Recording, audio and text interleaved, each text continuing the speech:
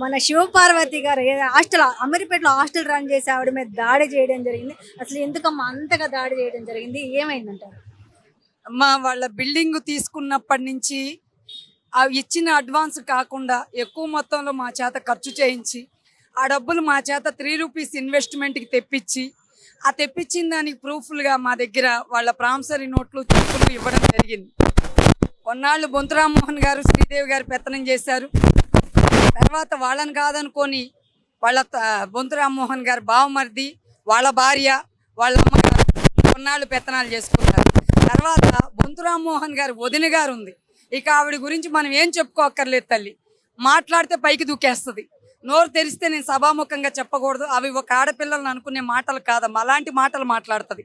ఆవిడ విడో, 2 కొడుకులు ఉంటారు, సోను శివ వాళ్ళిద్దరి పేర్లు. వాళ్ళు రామ్మోహన్ గారి పేరు చెప్పుకొని చెయ్యని అకృత్యాలు ఉండవు.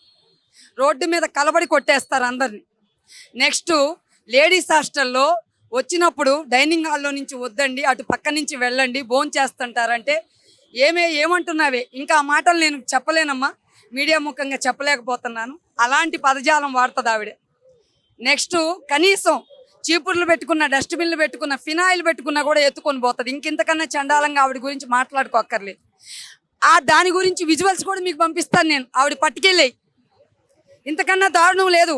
రామ్మోహన్ గారి కుటుంబం గురించి ఏదైతే బొంతు శ్రీదేవి గారు పుట్టినిళ్ళని గర్వంగా చెప్పుకుంటుందో, అదే ఇంట్లో పుట్టిన అక్కగారు ఇంత దారుణాతమైన స్థితిలో ఎందుకు బతుకుతుందని మీరు కూడా ప్రశ్నించండి ఆవిడ్ని.